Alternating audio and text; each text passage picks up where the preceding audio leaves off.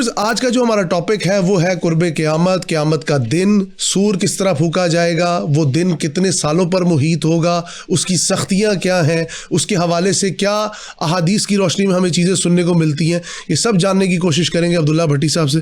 سر سب سے پہلے تو مجھے یہ بتائیں کہ بے شک قیامت کا دن کوئی بھی مسلمان کلمہ گو جس کے دل میں 1% بھی رمق ہوگی ایمان کی وہ نہیں دیکھے گا، لیکن ساتھ ساتھ یہ بات بھی روز روشن کی طرح آیا ہے کہ اس کے بارے میں وعیدیں بڑی آئی ہیں، اس کے بارے میں بڑی بڑی تعویلیں ہمیں ملتی ہیں احادیث کی روشنی میں، قرآن سنت کی روشنی میں۔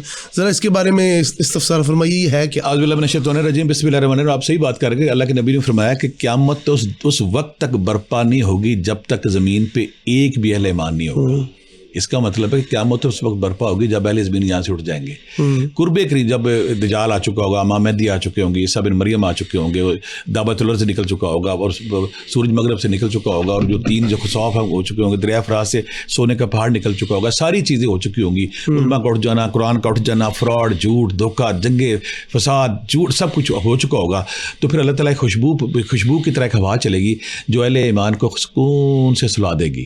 اچھا، مطلب ان کی روح قبض ہو جائے گی، روح قبض ہو جائے گی۔ اس کے وہ پھر بات اللہ کے نبی کی پوری ہوگی نا کہ اس وقت تک قیامت برپا نہیں ہوگی جب دھرتی پہ زمین پہ ایک بھی اہل ایمان، یعنی کہ اللہ کی ذات کتنی مہربان ہے کہ کسی اپنے نیک بندے کو، کسی اہل ایمان کے متوقع بندے کے وہ صوبتیں، وہ سختیاں وہ نہیں آئے گا، وہ سلا دیے جائیں گے۔ تو پھر اللہ تعالیٰ جو اسرافیل ہے جو روز اول سے اس چیز کو لے کے جہاں سے انہوں نے سور پھونکنا ہے، وہ ہمہ وقت انتظار میں ہے کب وہ وقت آئے گا، کب مجھے اللہ کی طرف سے حکم ہوگا اور میں سور پھونکوں گا، یعنی کہ قیامت والے۔ اچھا بھٹی صاحب، اس کے اندر ایک اور کوسچن میرا اپنا ذاتی کوسچن ہے کہ ہم نے سنا کہ جی سور پھونکا جائے گا، وہ کون سا فرشتہ ہے؟ اسرافیل۔ اور دوسری چیز یہ بتائیں کہ یہ جو سور کی کیفیت ہوگی، یہ ایک بار پھونکا جائے گا، 2 بار پھونکا جائے گا؟ ذرا اس کے بارے میں بڑا اچھا آپ نے کیا کہ اس پہ جب وہ ٹائم ہے نا، پہلی بات تو پہلے دن کیا ہوگا، کہتے ہیں اس دن لوگ روٹین کا کام کر رہے ہوں گے۔ ٹھیک ہے، قرب قیامت سے جب سور پھونکا جائے گا، روٹین میں کوئی کاروبار کر رہا ہے، کوئی تجارت کر رہا ہے، کوئی میاں بیوی کے ساتھ ہے، کوئی بچوں کے ساتھ ہے، روٹین کے اندر روشنی کم ہوگی،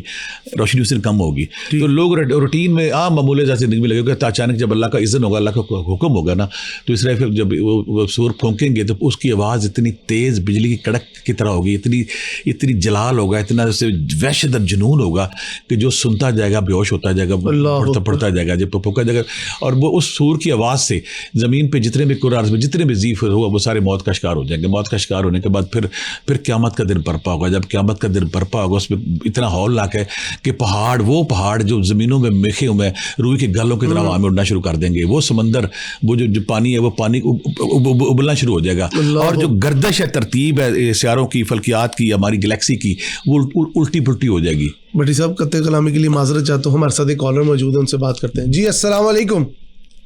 السلام علیکم۔ جی وعلیکم السلام۔ میں فراز بات کر رہا ہوں سے۔ جی فراز صاحب، میرا سوال تھا کہ کچھ ایسے بھی لوگ ہوں گے قیامت کے روز جو جنت میں حساب کتاب کے بغیر داخل ہو جائیں گے، وہ کون لوگ ہوں گے؟ ٹھیک ہے، بہت شکریہ آپ کا، بڑا اچھا سوال کیا ہے۔ آقا کریم فرماتے ہیں کہ جنت چاہتا تو ہر انسان ہائے کاش ہماری زندگی میں ہمارے سے کوئی نیکی ہو جائے تو ہم شاید ان میں شامل ہو جائیں۔ آقا کریم فرماتے ہیں کہ 70,000 ایسے لوگ ہوں گے جو بغیر حساب کے، وہ دن جب 50,000 کا دن ہے، وہ دن جب رب جلال پہ ہوگا، کہتا ہے کوئی فرعون ہے، کوئی نمرود ہے، کوئی شداد ہے، کوئی جو دعوے کرتا ہے خدائی کہ آج میں خدا ہوں۔ اچھا، وہ دن جب بڑی سختی ہوگی اس دن، تو اس دن اللہ کی رحمت دیکھیں نا، اللہ کے کریم رحمت دیکھیں، 2 یہاں پہ باتیں آتی ہیں۔ عرش عظیم کا دن، اللہ کے نبی فرماتے ہیں کہ وہ لوگ جو مجھ سے محبت کرتے ہیں، میرے اہل بیت سے محبت کرتے ہیں، اور اہل بیت، میں میرے اہل بیت اور ان کے محبین جو اہل بیت سے محبت کرتے ہیں، جب ہر بندے کو افراتفری پڑی ہوگی، ہم لوگ عرش عظیم کے نیچے ضیافت فرما رہے ہوں گے۔ ایک طرف سختی کا عالم دیکھیں، کس لیول کی سختی ہوگی، بندہ نہیں بچا، کائنات پریشان، پوری کائنات رب جلال میں ہوگا، کہتا آج میں گالی نہیں سنی کسی کی، پوری کائنات جو افراتفری بچالی کیفیت ہوگی، اور جو اللہ کے نبی سے پیار کرتے ہیں، اللہ کے اہل بیت سے پیار کرتے ہیں، اللہ کے نبی فرماتے ہیں، اور ان کے محبین بھی ساتھ جو ان سے پیار کرتے ہیں، ان کے اوپر کوئی سختی نہیں ہوگی، وہ ضیافت فرما رہے عرش عظیم کے نیچے۔ یہاں میرے بچے نے سوال یہ کیا کہ وہ کون لوگ ہوں گے جن کو جو بغیر حساب کے دیکھیں نا وہ کڑا دینا مشکل دینا ڈے آف ججمنٹ ہے جب پہ ماں کو باپ نہیں پہچانے گا بیٹے کو باپ نہیں پہچائیں گی بیوی کو میاں نہیں پہچانے گا ہر کوئی رشتہ ہر چیز فرنش ہو جائے گی کوئی ایک نیکی کے لیے کسی کو بھاگے گا کہ نہیں میں نہیں کرنا. اس دن دیکھے کہ وہ کچھ ایسے لوگ خوش قسمت ہوں گے 70,000 قریب فرماتے ہیں قریب فرماتے ہیں کہ وہ لوگ جنہوں نے شرک نہیں کیا ہوگا اور جو صرف رب کے توکل پہ زندگی گزاری ہوگی کنٹینٹمنٹ ہوگی ان کے اندر توکل تقوی اسے اکثر میں کہتا ہوں تقوی یہ ہوتا ہے کہ اگر غم آ گیا پھر بھی راضی ازمائش آ گئی پھر بھی راضی خوشی غمی ہر حال میں رب پہ تسلیم و رضا کی کیفیت اسے ہم کہتے ہیں. جس نے شرک نہیں کیا ہوگا جس نے رب کے توکل کیا ہوگا جس نے رب کو ماننا ہوگا تو یہ وہ خوش قسمت ہوں گے. یہاں میں کچھ لوگ اکثر سوال کرتے ہیں کہ جب روز محشر ہمارے دیکھنے والوں کے لیے برپا ہوگا تو سب سے پہلے کس عمل کا حساب لیا جائے گا؟ سب سے پہلے نماز کا حساب لیا جائے گا. اللہ سب سے پہلا جو حساب ہوگا نا نماز کا ہوگا. اس کی میں اکثر کہتا ہوں ہمیں نماز پڑھنی چاہیے کیونکہ اگر ہم پہلے امتحان میں فیل ہو گئے باقی صاحب کہہ دیں گے. اگر نماز میں ہم فیل ہو گئے مشکل ہے برے ہاتھ میں تو آ گیا برا. بٹی صاحب ہمارے ساتھ ایک کالر موجود ہے ان سے بات کرتے ہیں. جی السلام علیکم کون صاحب کہاں سے بات کر رہے ہیں؟ جی وعلیکم السلام میں صاحبہ بات سے اور میں بنی والا سے بات کر رہی ہوں.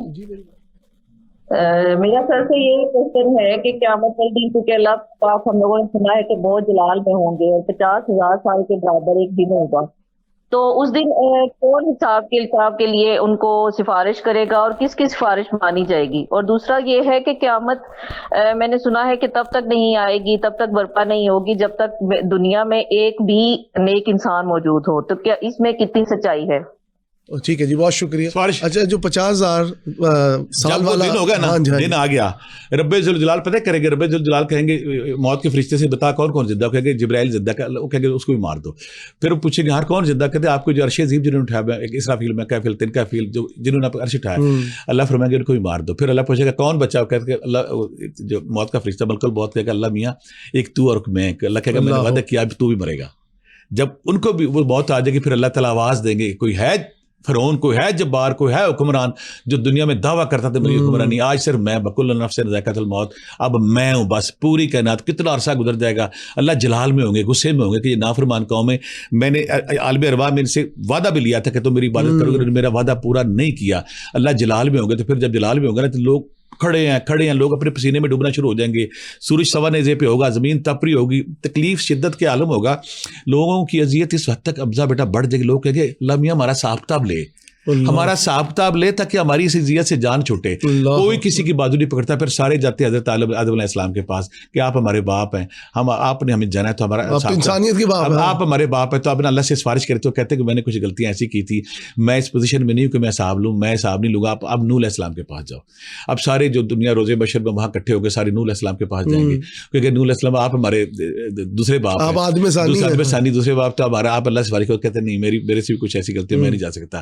آپ ایسا کریں کہ آپ ابراہیم کے پاس جائیں وہ ابو البشر ہے تو سارے ابراہیم کے پاس جاتے تو ابراہیم کہتے ہیں نہیں میں نے بھی کچھ 2-3 بار میرے سے ایسی ہماقتیں یہ تو نہیں کہیں گے کچھ سستیاں کوتاہیاں ہوئی ہیں کہ میں اس پوزیشن میں نہیں میں کریں کہ آپ نا موسیٰ علیہ السلام کے پاس جائیں. پھر سارے لوگ موسیٰ علیہ السلام کے پاس جائیں گے تو موسیٰ علیہ السلام کا وہ کہتے ہیں آپ تو اللہ کلیم اللہ ہیں آپ تو کوئی طور پہ اللہ سے باتیں کرتے تھے آپ لاڈلے نبی تو آپ اللہ سے فرض کرتے کہ نہیں میری تو بات نہیں بننی. آپ عیسیٰ بن مریم کے پاس جائیں جو اللہ کے محبوب بندے سب ان کے پاس جائیں گے وہ کہتے ہیں میری بھی مجال نہیں. اگر آج رب کے جلال کو رب کے قہر کو رب کے غصے کو رب کی کڑک کو اگر کوئی ٹھنڈا کر سکتا تو جو آخری نبی آپ ان کے پاس جائیں. پھر ساری دنیا ہمارے محبوب رحمت نبی دو جہاں محبوب خدا وجہ تخلیق کائنات کے پاس جائیں گے اور آپ کہیں گے یہ دن بڑا مشکل ہے بڑی تکلیف ہے سورج سوا نیپے پہ ہے ہر کوئی بندہ کوئی ناف تک کوئی کمر تک کوئی اوپر تک منہ تک سارا پسینے میں ڈوبا ہوا ہے اور اذیت تکلیف سے سارے لوگ تکلیف میں ہوتے کہتے ہیں کہ یا رسول اللہ آپ ہماری سفارش کریں. آقا کریم پھر نہ مقام محمود پہ جاتے ہیں عرش عظیم کے نیچے وہاں جا کے اپنا سر رکھ دیتے سر رکھ کے پہلے اللہ کی حمد و ثنا کرتے ہیں تعریف کرتے ہیں اللہ کی اے میرے رب اے میرے مہربان رب تو رحیم تو کریم تو صفتیں کرنے کے بعد پھر کہتے ہیں میرے اللہ یہ میری قوم جو ہے بڑی تکلیف میں ہے اب ان کا حساب کتاب شروع کرو. پھر اللہ کی ذات ان کا جلال تھوڑا ٹھنڈا ہوتا ہے محبوب ہوتا ہے نا سامنے. اللہ فرماتے ہیں محمود سر اٹھائیے بات کیجیے آپ کی بات مانی جائے گی. اللہ بات کیجیے آپ کی بات آج مانی جائے گی. بٹی صاحب ادھر سے ہی کنٹینیو کریں گے ہمارے ساتھ ایک کالر موجود ہے. جی السلام علیکم کون صاحب کہاں سے؟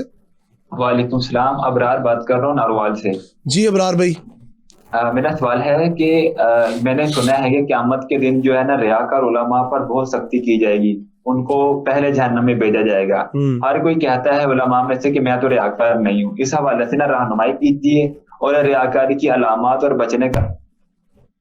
ٹھیک ہے, بہت شکریہ. بڑی پیاری بات کی. جو پہلے دوستی لوگوں بہت گہری بات بندہ سمجھتا کہ عام بندے جائیں گے, لیکن جب ہم حدیث کا مطالعہ کرتے ہیں, جب قیامت کے مناظر کو دیکھتے ہیں, جب رب کے جلال کو اللہ تعالیٰ کہے گا ان علماء کو, ان سخیوں کو جو سخاوت کرتے تھے اپنی دنیا میں اپنی لالچ کے لیے, ان علماء دین کو لو جو اس لیے کرتے تھے کہ میری خوش زبانی, میری خوش اعلانی, میری تقریر, میری ندرت, میرا جو گفتگو کا انداز دیکھ لوگ متاثر ہو, تو لگے گا سب کو پہلے لے کے آؤ. یہ عبادت میرے لیے نہیں کرتے تھے, یہ اپنی ذات کے لیے, اپنی نمو کے لیے, اپنی شہرت کے لیے, اپنی وجود کے لیے. مطلب عالم جہنم میں سب سے پہلے داخل ہوں گے, یعنی کہ وہ عالم جو ریاکار نہیں, جو نیک عالم دین ہمارے نہیں, ریاکاری obviously جو دکھاوا کرتے تھے, عبادت بھی کرتے تھے, عبادت بھی کرتے تھے, سب کچھ کرتے تھے. ہمارے معاشرے میں آپ دیکھ لیں بہت سارے ایسے عالم دین ہیں, جب ان سے کہتے ہیں کہ فلاں غریب بستی ہے, فلاں پہ آ کے آپ تقریر کر دیں, وہ کہتے ہیں میں 2 لاکھ لوں گا, 50,000 لوں گا, لاکھ لوں گا. یعنی کہ وہ اللہ کے لیے نہیں کہ جاتے, ہر ایک کو میسر. اگر امیر بندہ ہو تو اس کے گھر اس کو ان کا فوتگی ہو جاتے, جنازے بھی پڑھاتے ہیں, ساتیں بھی کرتے ہیں, 11ویں بھی کرتے ہیں. اگر امیر بندہ ہو دیر رات جاتے ہیں. آپ دیکھ معاشرے میں ہمارے میں دیکھ لیں بیٹا, کوئی امیر بندہ اس کی بیوی یا باپ فوت ہو جائے,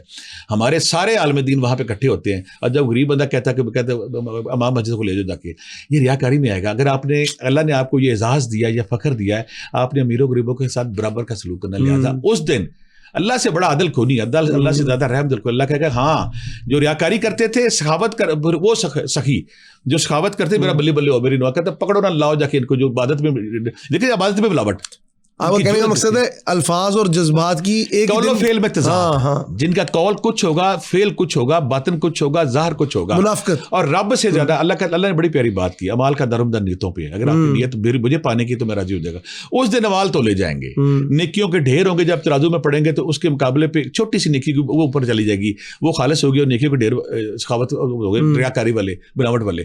تو ایسے عالم دین بچے نے بڑی پیاری بات کی. جو نیک عالم دین ہمارے ماتھے کا جھومر ہے, ہمارا وہ سب کچھ ادھر ہمارے معاشرے کا, لیکن وہ جو ریاکاری کرتے رہے, جو نفرت کی فائرنگ کرتے رہے ممبروں پہ بیٹھ کے, نفرت کی, تکبر کی, غرور کی, فرقہ بازی کی, جھوٹ کی, اور معاشرے میں اخوت محبت پیار بانٹنے کی بجائے جو نفرت بانٹتے رہے, تو پھر ان کے اللہ اس دن پروسیس کرے گا. اچھا, کیونکہ وہ غصہ کیوں آئے گا اللہ پہ بیٹا کہ تم سب کچھ جانتے تھے, تمہیں تو علم تھا.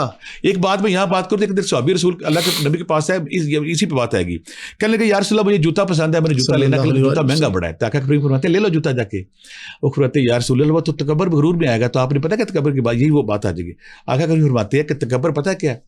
تکبر یہ ہے کہ آپ کے سامنے سچ آ گیا اور آپ نے سچ کا ساتھ دینے کے بجائے جھوٹ کا ساتھ دیا, یہ تکبر ہے. اللہ, آپ کے سامنے سچ آ گیا, آپ کو پتہ لگ گیا ہے یہ سچا یہ جھوٹا ہے, اور آپ نے اس وقت سچے کا ساتھ دیا, جھوٹے کا ساتھ دیا ہے. تکبر یہ ہے. ایسے جو ریاکاری جیسی کسی بھی انسان میں ہم کہہ لیں, اس کو سچ کا پتہ ہے, لیکن وہ سچ کا ساتھ دینے کے بجائے ریاکاری جھوٹ کا ساتھ دیتا ہے, تو ریاکاری اللہ اسی لیے ان کو زیادہ پکڑتا ہے.